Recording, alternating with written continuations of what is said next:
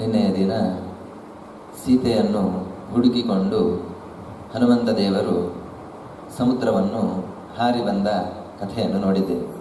ಹಾರುವಾಗ 2-3 ವಿಘ್ನಗಳು ಬಂತು. ಅದನ್ನೆಲ್ಲ ಪರಿಹರಿಸಿಕೊಂಡು ಹನುಮಂತ ದೇವರು ಲಂಕೆಗೆ ಬಂದು ಸೇರಿದ್ರು. ಒಂದು ಪರ್ವತ, ಅವರು ಹಾರಿದ್ದು ಪರ್ವತದ ಮೇಲಿನಿಂದ, ಮಾಹೇಂದ್ರ ಪರ್ವತದಿಂದ ಹೋಗಿ ಸೇರಿದ್ದು ಕೂಡ ಒಂದು ಪರ್ವತದ ಮೇಲೆ. ಆ ಪರ್ವತಕ್ಕೆ ತ್ರಿಕೂಟ ಅಂತ ಹೆಸರು, ಲಂಬ ಅಂತ ಇನ್ನೊಂದು ಹೆಸರು ಉಂಟು ಅಂತಲೂ ಹೇಳ್ತಾರೆ. ಆ ಪರ್ವತದ ಮೇಲೆ ಹೋಗಿ ಅವರು ನಿಲ್ತಾರೆ. ಆಗ ರಾತ್ರಿ ಆಗ್ತಾ ಬರ್ತದೆ. ಇನ್ನು ಒಳಗೆ ಪ್ರವೇಶ ಮಾಡಬೇಕು. ಪ್ರವೇಶ ಮಾಡಬೇಕಾದ್ರೆ ಅವರು ಬಂದದ್ದು ಯಾರಿಗೂ ಕೂಡ ಗೊತ್ತಾಗಬಾರ್ದು. ಯಾಕೆಂತ ಹೇಳಿದ್ರೆ ಗೊತ್ತಾಯಿತು ಅಂತಾದರೆ ಆ ರಾಕ್ಷಸರು ಬಿಡುವುದಿಲ್ಲ. ಅವರು ಸಮುದ್ರವನ್ನು ಹಾರಲಿಕ್ಕೋಸ್ಕರ ತುಂಬ ದೊಡ್ಡ ದೇಹವನ್ನು ಸ್ವೀಕಾರ ಮಾಡಿದರು. ಅಷ್ಟು ದೊಡ್ಡ ದೇಹದಲ್ಲಿ ಹೋದ್ರು ಅಂತಾದರೆ ಎಲ್ರಿಗೂ ಕೂಡ ಕಾಣಿಸ್ತಾರೆ. ಅದಕ್ಕೋಸ್ಕರ ಹೇಳ್ತಾರೆ ಭೂತ್ವ ಬಿಡಾಲ ಸಮೇತಃ ಅಂತ, ಬೆಕ್ಕಿನಷ್ಟು ದೊಡ್ಡ ಗಾತ್ರವನ್ನು ಸ್ವೀಕಾರ ಮಾಡಿದ್ರು ಅಂತ. ಈ ಸಿದ್ಧಿಗಳು ಅಂತ ಇದೆ, ಕೆಲವು ಸಿದ್ಧಿಗಳು ಅಂತ ಹೇಳಿದರೆ 8 ಸಿದ್ಧಿಗಳನ್ನು ಹೇಳ್ತಾರೆ ಮುಖ್ಯವಾಗಿ. ಅದರಲ್ಲಿ 2 ಯಾವುದು ಅಂತ ಹೇಳಿದರೆ ಅಣಿಮ ಮಹಿಮಾ ಚೈವ ಅಂತ. ನಮಗೆ ಬೇಕಾದಾಗ ಎಷ್ಟು ಸಣ್ಣದಾಗ್ಲಿಕ್ಕೂ ಗೊತ್ತಿರಬೇಕು, ನಮಗೆ ಬೇಕಾದಾಗ ಎಷ್ಟು ದೊಡ್ಡದಾಗ್ಲಿಕ್ಕೂ ಕೂಡ ಗೊತ್ತಿರಬೇಕು. ನಮ್ಮ ದೇಹವನ್ನು ಎಷ್ಟು ಸಣ್ಣದು ಮಾಡ್ಕೊಳ್ಳಿಕ್ಕೂ ಕೂಡ ಗೊತ್ತಿರಬೇಕು, ದೊಡ್ಡದು ಮಾಡ್ಕೊಳ್ಳಿಕ್ಕೂ ಗೊತ್ತಿದ್ರೆ ಅದು 2 ಸಿದ್ಧಿಗಳು. ಸಣ್ಣದು ಮಾಡ್ಕೊಳ್ಳಿಕ್ಕೆ ಗೊತ್ತಿದ್ರೆ ಅದು ಅಣಿಮಾ ಸಿದ್ಧಿ, ದೊಡ್ಡದು ಮಾಡ್ಕೊಳ್ಳಿಕ್ಕೆ ಗೊತ್ತಿದ್ರೆ ಅದು ಮಹಿಮಾ ಸಿದ್ಧಿ ಅಂತ. ಈ 2 ಕೂಡ ಹನುಮಂತ ದೇವರಿಗೆ ಇತ್ತು. ಆದ್ರಿಂದಾಗಿ ಆ ಸಮುದ್ರ ಉಲ್ಲಂಘನೆಗೆ ಆಗುವಾಗ ಅವರು ಮಹಿಮೆಯನ್ನು ಅಂದರೆ ಮಹತ್ವವನ್ನು, ತನ್ನ ದೇಹವನ್ನು ದೊಡ್ಡದಾಗಿ ಮಾಡಿಕೊಂಡ್ರು. ಇನ್ನು ಲಂಕೆಯ ಒಳಗೆ ಹೋಗುವಾಗ ಯಾರಿಗೂ ಕೂಡ ಗೊತ್ತಾಗಬಾರ್ದು ತಾನು ಬಂದದ್ದು. ಅದಕ್ಕೋಸ್ಕರ ಸಣ್ಣ ಬೆಕ್ಕಿನ ರೂಪವನ್ನು ಸ್ವೀಕಾರ ಮಾಡಿಕೊಂಡು ಹನುಮಂತ ದೇವರು ಒಳಗೆ ಪ್ರವೇಶ ಮಾಡಲಿಕ್ಕೆ ಹೋದ್ರು ಅಂತ. ಆಗ ಅಲ್ಲಿ ಒಬ್ಬಳು ಆ ಹನುಮಂತ ದೇವರನ್ನು ತಡಿತಾಳೆ. ಅವಳು ಯಾರು ಅಂತ ಹೇಳಿದ್ರೆ ಲಂಕೆಯ ಅಭಿಮಾನಿನಿ ಅಂತ, ಲಂಕೆಯನ್ನು ಕಾಯಲಿಕ್ಕೆ ಇರತಕ್ಕಂತಹ ಅಭಿಮಾನಿನಿ. ಅವಳು ತಡೆದು ನನ್ನ ಆಜ್ಞೆ ಇಲ್ಲದೆ ನೀನು ಒಳಗೆ ಹೋಗ್ಲಿಕ್ಕೆ ಇಲ್ಲ, ಅನುಜ್ಞೆ ಇಲ್ಲದೆ ನೀನು ಒಳಗೆ ಹೋಗ್ಲಿಕ್ಕೆ ಇಲ್ಲ ಅಂತ ತಡಿತಾಳೆ. ಆಗ ಹನುಮಂತ ದೇವರು ತನ್ನ ಮುಷ್ಟಿಯಿಂದ ಒಂದು ಪೆಟ್ಟನ್ನು ಕೊಡ್ತಾಳೆ ಅಂತ ಅವಳಿಗೆ. ಅವಳು ಸಾಯುವುದಿಲ್ಲ, ಅವಳು ಸೋತು ಬಿಡ್ತಾಳೆ. ಹನುಮಂತ ದೇವರೆದುರು ಸೋತು ಹೇಳ್ತಾಳಂತೆ, ನನಗೆ ಬ್ರಹ್ಮದೇವರು ಬಂದು ಹೇಳಿದ್ರು, ಒಂದು ದಿನ ಒಂದು ಕಪ್ಪಿ ಬಂದು ನಿನ್ನನ್ನು ಸೋಲಿಸ್ತದೆ, ಆ ದಿನ ಈ ಲಂಕೆಯ ಕಥೆ ಮುಗಿಯಿತು, ರಾವಣನ ಕಥೆ ಮುಗಿಯಿತು ಅಂತ ನೀನು ತಿಳ್ಕೋ ಅಂತ ಆ ಬ್ರಹ್ಮದೇವರು ನನಗೆ ಹೇಳಿದ್ರು. ಆದ್ರಿಂದಾಗಿ ಲಂಕೆಯ ಕೊನೆಯ ಸಮಯ ಸಮೀಪಿಸ್ತಾ ಇದೆ ಅಂತ ನನಗೆ ಗೊತ್ತಾಗ್ತಾ ಇದೆ, ನೀನು ಖಂಡಿತವಾಗಿ ಮುಂದೆ ಹೋಗು ಅಂತ ಅವಳೇ ಅನುಜ್ಞೆಯನ್ನು ಕೊಟ್ಟು ಹನುಮಂತನನ್ನು ಒಳಗೆ ಬಿಡ್ತಾಳೆ. ಹನುಮಂತ ಒಳಗೆ ಬರ್ತಾನೆ. ಒಳಗೆ ಬಂದು ರಾತ್ರಿ ಆಗಿದೆ. ರಾತ್ರಿ ಹೊತ್ತು ಇಡೀ ಲಂಕೆಯ ಒಳಗೆ ಆ ಸೀತೆಯನ್ನು ಹುಡುಕ್ತಾನಂತೆ. ಹೇಳ್ತಾರೆ ಮಾರ್ಗಮಾಣೋ ಬಹಿಷ್ಠಾಂತಹ ಸೋಶೋಕ ವನಿಕಾತಲೆ ದದರ್ಶ ಶಿಂಶಪಾ ವೃಕ್ಷ ಮೂಲಸ್ಥಿತ ರಮಾಕೃತಿಂ ಅಂತ. ಲಂಕೆಯ ಒಳಗೆ ಆ ರಾವಣನ ತುಂಬಾ ಅಂತಃಪುರಗಳಿತ್ತು. ಅವನಿಗೆ ತುಂಬಾ ಹೆಂಡತಿಯರಿದ್ರು. ಎಲ್ಲ ಹೆಂಡತಿಯರ ಅಂತಃಪುರವನ್ನು ಕೂಡ ಪ್ರವೇಶಿಸಿ ಎಲ್ಲ ಜಾಗದಲ್ಲಿಯೂ ಕೂಡ ಸೀತೆಯನ್ನು ಹುಡುಕಿದಂತೆ. ಎಲ್ಲಿ ನೋಡಿದ್ರು ಕೂಡ ಅವನಿಗೆ ಸೀತೆ ಕಾಣಿಸ್ಲಿಲ್ಲ. ರಾವಣನ ಮನೆಯನ್ನು ಹುಡುಕಿದ, ಎಲ್ಲಿಯೂ ಕೂಡ ಕಾಣಿಸ್ಲಿಲ್ಲ. ಆಮೇಲೆ ನೇರವಾಗಿ ಒಂದು ಕಾಡು, ಅಶೋಕವನ ಅಂತ ಹೆಸರು, ಆ ಅಶೋಕವನಕ್ಕೆ ಹೋಗ್ತಾನೆ. ಹೋದಾಗ ಅಲ್ಲಿ ಒಂದು ಶಿಂಶಪ ಅಂತ ಒಂದು ವೃಕ್ಷ, ಆ ಮರದ ಅಡಿಯಲ್ಲಿ ಸೀತೆ ಕುಳಿತಿದ್ಲು. ಆ ಸೀತೆಯನ್ನು ಹನುಮಂತ ನೋಡಿದ. ಅವನು ಆ ಮರದ ಮೇಲೆ ನಿಂತ್ಕೊಂಡು ಆ ಸೀತೆಯನ್ನು ನೋಡ್ತಾ ಇದ್ದಂತೆ. ಹನುಮಂತ ನೋಡ್ತಾ ಇರುವಾಗ ಅಲ್ಲಿಗೆ ರಾವಣ ಬಂದಂತೆ. ಅವನ ಪರಿವಾರದೊಟ್ಟಿಗೆ ರಾವಣ ಬಂದು ಬೆಳಿಗ್ಗೆ ಆಗಿ ಆ ರಾವಣ ಅಲ್ಲಿಗೆ ಬಂದು ಸೀತೆಯನ್ನು ಹೆದರಿಸಲಿಕ್ಕೆ ಶುರು ಮಾಡಿದೆ. ನಿತ್ಯದ ಕೆಲಸ ಅವನು. ಸೀತೆ ಒಟ್ಟು 1 ವರ್ಷ ಇರ್ತಾಳೆ ಆ ಲಂಕೆಯಲ್ಲಿ. ಈಗ 10 ತಿಂಗಳು ಕಳೆದಿದೆ. ಆ 10 ತಿಂಗಳಲ್ಲಿ ನಿತ್ಯವೂ ಕೂಡ ರಾವಣ ಅಲ್ಲಿಗೆ ಬಂದು, ನೋಡು ಆ ರಾಮ ನಿನ್ನನ್ನು ಖಂಡಿತ ಹುಡುಕಿಕೊಂಡು ಸಮುದ್ರ ದಾಟಿ ಇಲ್ಲಿಗೆಲ್ಲ ಬರುವುದಿಲ್ಲ, ನೀನು ಅವನನ್ನು ಬಿಟ್ಟು ಬಿಡು, ನನ್ನನ್ನು ಮದುವೆಯಾಗು, ಎಲ್ಲ ಉಳಿದ ರಾಣಿಯರನ್ನು ಕೂಡ ನನ್ನ ಸೇವಕಿಯರನ್ನಾಗಿ ಮಾಡ್ತೇನೆ, ನಿನ್ನನ್ನೇ ಮಹಾರಾಣಿಯಾಗಿ ಮಾಡ್ತೇನೆ ಅಂತ ಹೇಳಿ ಪ್ರತಿನಿತ್ಯವೂ ಕೂಡ ಅವಳಿಗೆ ತೊಂದರೆ ಕೊಡ್ತಾ ಇದ್ದ. ಆ ದಿನವೂ ಹಾಗೆ ಬಂದು ಅವಳಿಗೆ ಅಷ್ಟೆಲ್ಲ ಹೇಳಿದಾಗ ಅವಳದು ಉತ್ತರನೂ ಅಷ್ಟೇ, ನಾನು ಏನಾದರೂ ಕೂಡ ರಾಮನನ್ನು ಬಿಟ್ಟು ನಿನ್ನನ್ನು ಸೇರೋದಿಲ್ಲ, ನೀನು ಖಂಡಿತವಾಗಿ ವ್ಯರ್ಥ ಪ್ರಯತ್ನವನ್ನು ಮಾಡಬೇಡ ಅಂತ ಹೇಳಿ ಆ ರಾವಣನಿಗೆ ಉತ್ತರವನ್ನು ಕೊಡ್ತಾಳೆ. ಇದನ್ನೆಲ್ಲ ಹನುಮಂತ ಮೇಲೆ ಕೂತ್ಕೊಂಡು ಕೇಳ್ತಾ ಇರ್ತಾನೆ. ಆಗ ರಾವಣ ಕೊನೆಗೆ ಹೇಳಿ ಹೋಗ್ತಾನಂತೆ, ನೋಡು ಈಗ 10 ತಿಂಗಳಾಗಿದೆ, ಇನ್ನು 2 ತಿಂಗಳುಂಟು. ಆ 2 ತಿಂಗಳೊಳಗೆ ನೀನು ಒಪ್ಪಿಕೊಳ್ಳಿಲ್ಲ ಅಂತ ಆದರೆ ನಾನು ನನ್ನ ಭೃತ್ಯರಿಗೆಲ್ಲ ಹೇಳಿ ನಿನ್ನನ್ನು ತುಂಡು ತುಂಡು ಮಾಡಿ ನನ್ನ ಬೆಳಗ್ಗಿನ ಊಟಕ್ಕೆ ನಿನ್ನನ್ನು ಹುಳಿ ಮಾಡಿ ತಿಂತೇನೆ ಅಂತ ಹೇಳಿ ಅವಳನ್ನು ಹೆದರಿಸಿ ಹೊರಟು ಹೋಗ್ತಾನಂತೆ ರಾವಣ. ಇದನ್ನೆಲ್ಲ ಹನುಮಂತ ಮೇಲೆ ನೋಡ್ತಾ ಇದ್ದಾನೆ. ರಾವಣ ಹೋದ ನಂತರವೂ ಕೂಡ ಆ ಸೀತೆಯನ್ನು ನೋಡ್ಕೊಳ್ಳಿಕ್ಕೆ ತುಂಬ ರಾಕ್ಷಸಿಯರಿದ್ರು. ಅವರೆಲ್ಲರೂ ಕೂಡ ಒಬ್ಬೊಬ್ಬರೇ ಹೆದರಿಸ್ತಾ ಇದ್ದಾರೆ. ನೋಡು, ಒಪ್ಪಿಕೋ ಒಪ್ಪಿಕೋ, ನೀನು ಒಪ್ಪಿಕೊಳ್ಳಿಲ್ಲ ಅಂತಂದ್ರೆ ನಿನ್ನ ತಲೆಯನ್ನು ತಿಂತೇನೆ, ನಿನ್ನ ಕುತ್ತಿಗೆಯನ್ನು ತಿಂತೇನೆ, ಇಡೀ ಮೈಯನ್ನು ತಿಂತೆ ಅಂತ ಒಬ್ಬೊಬ್ಬರೇ ಹೆದರಿಸ್ತಾ ಇದ್ದಾರೆ. ಅವ್ರು ಯಾರು ಹೆದರಿಸಿದ್ರು ಕೂಡ ಅವಳು ಯಾವುದಕ್ಕೂ ಕೂಡ ತಲೆನೇ ಕೆಡಿಸಿಕೊಳ್ಳದೆ ತಲೆ ಕೆಳಗೆ ಹಾಕಿ ಸುಮ್ಮನೆ ಕೂತ್ಕೊಂಡಿದ್ಲಂತೆ. ಇದನ್ನೆಲ್ಲ ಹನುಮಂತ ನೋಡಿ ಮತ್ತೆ ರಾತ್ರಿ ಆಗ್ತಾ ಬಂತು. ರಾತ್ರಿ ಆಗ್ತಾ ಬಂದಾಗ ಹನುಮಂತ ಯೋಚನೆ ಮಾಡಿದಂತೆ, ಈಗ ಸೀತೆಯನ್ನು ನೋಡಬೇಕು ಅಂತ ನಾನು ಬಂದದ್ದು, ನೋಡಿ ಆಯಿತು, ಈಗ ನೋಡದೆ ಹೋದರೆ ಸೀತೆ ಎಷ್ಟು ದಿನ ಬದುಕಿರ್ತಾಳೆ ಗೊತ್ತಿಲ್ಲ. ಯಾಕಂದ್ರೆ ಅವಳು ಅಷ್ಟು ನೋವನ್ನು ಅನುಭವಿಸ್ತಾ ಇದ್ದಾಳೆ. ರಾಮ ಬರುವುದಿಲ್ಲ, 10 ತಿಂಗಳಿಂದ ಬಂದಿಲ್ಲ ಅಂತ ನೋವನ್ನು ಅನುಭವಿಸಿ ಪ್ರಾಣ ಬಿಡ್ಲಿಕ್ಕೂ ತಯಾರಾಗಿದ್ದಾಳೆ. ನೋಡದೆ ಹೋದರೆ ಅವಳು ನಾನು ರಾಮನನ್ನು ಕರ್ಕೊಂಡು ಬರುವಾಗ ಅವಳು ಆತ್ಮಹತ್ಯೆ ಮಾಡ್ಕೊಂಡಿರ್ಲಿಕ್ಕೂ ಸಾಕು. ಅದರಿಂದಾಗಿ ಬಿಟ್ಟು ಹೋಗೋದು ಸರಿಯಲ್ಲ.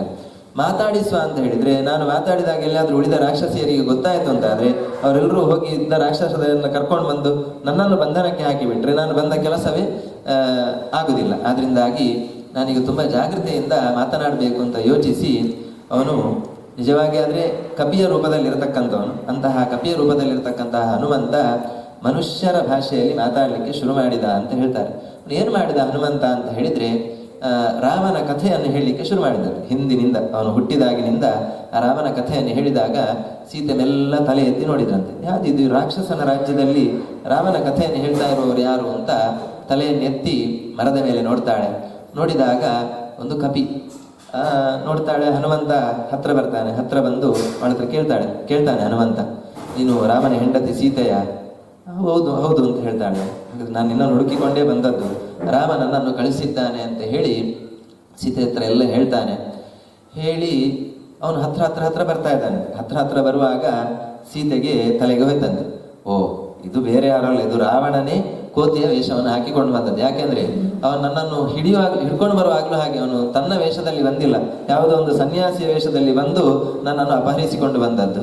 ಅದರಿಂದಾಗಿ ಈಗಲೂ ಕೂಡ ಇದು ನನ್ನನ್ನು ರಕ್ಷಣೆ ಮಾಡಲಿಕ್ಕೆ ರಾಮ ಕಳಿಸಿದಂತಹ ವ್ಯಕ್ತಿ ಅಲ್ಲ, ರಾವಣನೇ ಇನ್ನೊಮ್ಮೆ ನನಗೆ ಮೋಸ ಮಾಡಲಿಕ್ಕೋಸ್ಕರ ಕೋತಿಯ ರೂಪದಲ್ಲಿ ಬಂದಿದ್ದಾನೆ ಅಂತ ಹೇಳಿ ಅವಳು ಅವನನ್ನು ನೋಡ್ತಾ ಇದ್ದವಳು ತಲೆ ಕೆಳಗೆ ಹಾಕಿ ಕುಳಿತುಕೊಂಡು ಬಿಟ್ಲಂತೆ. ಮತ್ತೆ ಪುನಃ ಹನುಮಂತ ಒಂದಷ್ಟು ಹೇಳ್ತಾನಂತೆ, ಇಲ್ಲ ನಾನು ನೀನು ಎಣಿಸಿದ ಹಾಗೆ ರಾವಣನ ರೂಪ ಅಲ್ಲ, ನಾನು ರಾಮನ ಭೃತ್ಯನೇ ಅಂತ ಹೇಳಿ ರಾಮನ ಗುಣಗಳನ್ನೆಲ್ಲ ವರ್ಣನೆ ಮಾಡಲಿಕ್ಕೆ ಶುರು ಮಾಡ್ತಾನಂತೆ. ರಾಮ ಹೇಗಿದ್ದಾನೆ, ರಾಮನ ಕಾಲು ಹೇಗಿದೆ, ರಾಮನ ಮುಖ ಹೇಗಿದೆ, ಅದನ್ನೆಲ್ಲ ಕೇಳಿದಾಗ ಓ ಇದು ರಾವಣ ಆಗಿರಲಿಕ್ಕೆ ಸಾಧ್ಯ ಇಲ್ಲ, ರಾಮನನ್ನು ಇಷ್ಟು ಒಳ್ಳೆಯ ರೀತಿಯಲ್ಲಿ ವರ್ಣನೆ ಮಾಡಲಿಕ್ಕೆ ರಾವಣಿಗೆ ಖಂಡಿತ ಗೊತ್ತಿಲ್ಲ, ಇದು ಯಾರೋ ರಾಮನ ಭೃತ್ಯನೇ ಇರಬೇಕು ಅಂತ ಹೇಳಿ ಮತ್ತೆ ಪುನಃ ಮಾತಾಡಲಿಕ್ಕೆ ಶುರು ಮಾಡ್ತಾಳೆ. ಆಗ ಹನುಮಂತ ಅವಳಿಗೆ ಇನ್ನೂ ಧೈರ್ಯ ಬರಬೇಕು, ನಂಬಿಕೆ ಬರಬೇಕು ಅನ್ನುವ ಕಾರಣಕ್ಕೋಸ್ಕರ ಆ ರಾಮದೇವರು, ಅದು ನಾನು ನಿನ್ನೆ ಹೇಳಿದ್ದೆ, ರಾಮದೇವರು ಎಲ್ಲ ದಿಕ್ಕಿಗೂ ಕಪಿಗಳನ್ನು ಕೂಡ ಕಳಿಸುವಾಗಲೂ ಹನುಮಂತನಿಗೆ ತನ್ನ ಉಂಗುರವನ್ನು ಕೊಟ್ಟಿರ್ತಾರೆ. ನೋಡು ನಿನಗೆ ಸೀತೆ ಸಿಗ್ತಾಳೆ, ಅವಳಿಗೆ ಉಂಗುರವನ್ನು ಕೊಡು, ಆಗ ನಾನೇ ನಿನ್ನನ್ನು ಕಳಿಸಿದ್ದು ಅಂತ ಅವಳಿಗೆ ನಂಬಿಕೆ ಬರ್ತದೆ ಅಂತ ಹೇಳಿರ್ತಾನೆ ರಾಮ. ಆ ಏನು ಉಂಗುರವನ್ನು ರಾಮ ಕೊಟ್ಟಿರ್ತಾನೆ, ಆ ಉಂಗುರವನ್ನು ಹನುಮಂತ ಸೀತೆಯ ಕೈಗೆ ಕೊಡ್ತಾನೆ. ಅದನ್ನು ನೋಡಿ ಅವಳಿಗೆ ತುಂಬಾ ಖುಷಿ ಆಗ್ತದಂತೆ, ಕಣ್ಣಲ್ಲೆಲ್ಲ ನೀರು ಹರಿತದಂತೆ. ಅಯ್ಯೋ 10 ತಿಂಗಳು ನಿನ್ನನ್ನು ಬಿಟ್ಟಿದ್ದೆ ಅಲ್ವಾ ಅಂತ ಹೇಳಿ ಕಣ್ಣಲ್ಲಿ ನೀರನ್ನು ಹರಿಸಿ ಆ ಉಂಗುರವನ್ನು ಕಣ್ಣಿಗೆ ಮುಟ್ಟಿಸಿಕೊಂಡು ತುಂಬಾ ಖುಷಿ ಪಡ್ತಾಳಂತೆ. ಓ ಇದು ಖಂಡಿತವಾಗಿಯೂ ರಾಮನದ್ದೇ ಉಂಗುರ, ನೀನು ರಾಮನ ಭೃತ್ಯನೇ ಆಗಿದ್ದಿ ಅಂತ ಹೇಳಿ ರಾಮನ ಬಗ್ಗೆ ಅವಳು ಅವನ ಗುಣಗಾನವನ್ನು ಮಾಡ್ತಾಳೆ, ಸೀತೆಯು ಕೂಡ.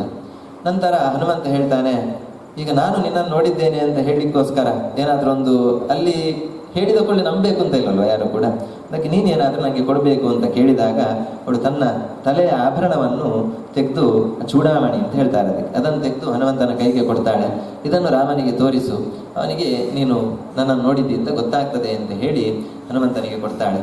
ನಂತರ ಅವಳು ಹೇಳ್ತಾಳೆ, ನೋಡು ನೀನು ಹೋದ ಕೂಡಲೇ ರಾಮನನ್ನು ಕರ್ಕೊಂಡು ಬಾ, ನನ್ನನ್ನು ಕರ್ಕೊಂಡು ಹೋಗಬೇಕು, ನನ್ನನ್ನು ಇವನು ಹೆಚ್ಚು ದಿನ ಇಲ್ಲಿ ಬದುಕಲಿಕ್ಕೆ ಬಿಡುವುದಿಲ್ಲ, ಅದರಿಂದ ತುಂಬ ಸಮಯ ವ್ಯರ್ಥ ಮಾಡಬೇಡ, ವೇಗವಾಗಿ ಹೋಗಿ ರಾಮನನ್ನು ವೇಗವಾಗಿ ಕರ್ಕೊಂಡು ಬಾ, ನಾನು ಇಲ್ಲಿಂದ ಆದಷ್ಟು ಬೇಗ ಹೋಗಬೇಕು ಅಂತ.